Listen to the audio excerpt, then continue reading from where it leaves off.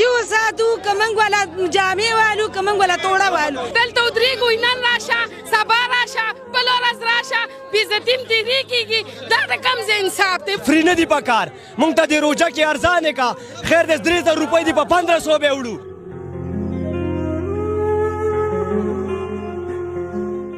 مونږ به هله ځو چې مونږ ته څه میله وشي د ما د ګټې څوک نشته بچیه یو الله ده نه ټیلې دي چې خلک راکوي غورځېږم ټیلې دي چې خلک راکوي موږ ځوانان یو او دلته لوغړېږو ولې لوغړېږو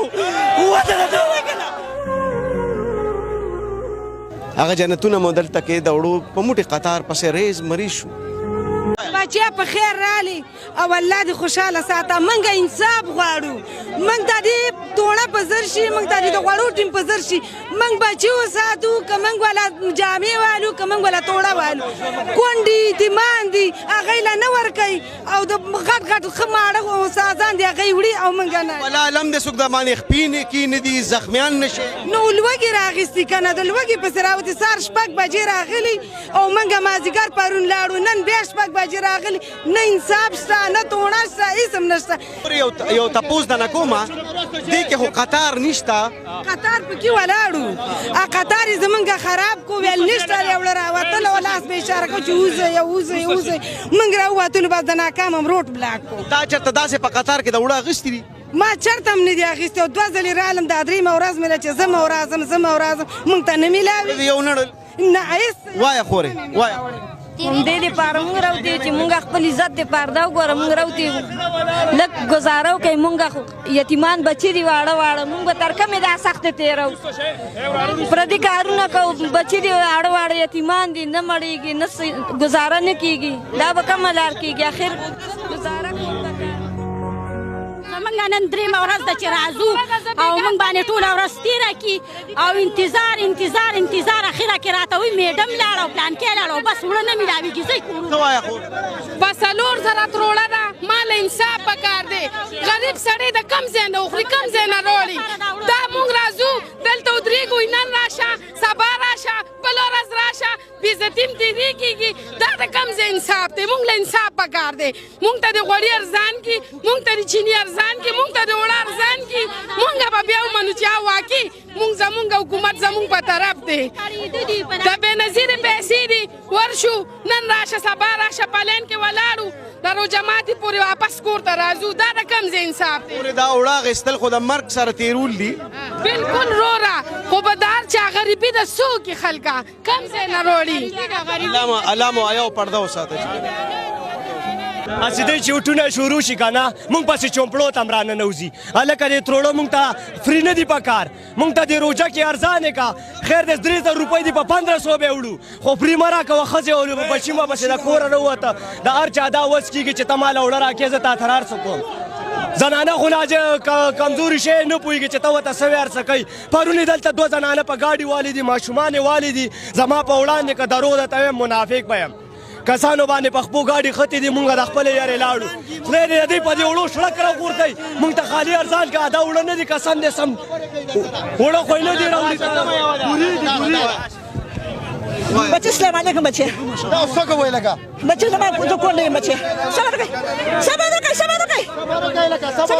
خبره کوه ته خبره بچه زه کونډه ښځه یم بچه کار روزګار مې نشته بچه ګټه مې څوک نشته بچه زما زوی هم چاشتلی دی د زوی مې 5 بچې دي بچه او نن 8مه ورځ بچه روز بس راځم او پنځګرونې مې روژه ماتوم بچه او وړه راته نه میلاوېږي بچه وړه دې ارزان کړي موږ له زما حق دې موږ له راکړي زما د ګټې څوک نشته بچه یو الله ده یو الله مې د ګټې بچه زه هم راچاوېشته بچه 5 بچې د هغې بعد 5 زما دي بچه یو الله مې د ګټې بچه نور څوک زما د ګټې نشته بچه موږ له وړه ارزان کړي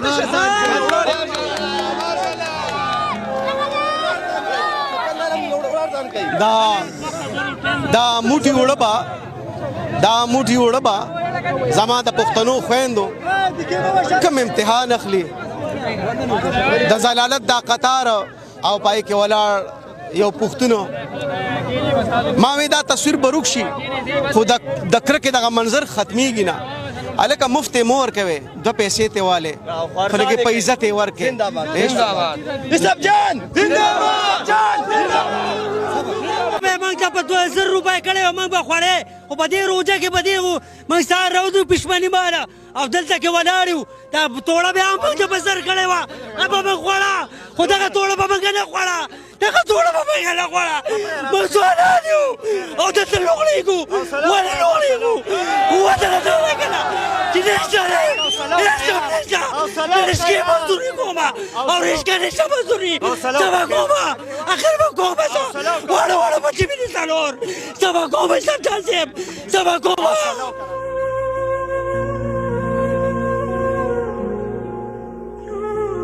په قطار کې یو بېوسه او یو رنځوره مور چې ته په حق ورسېده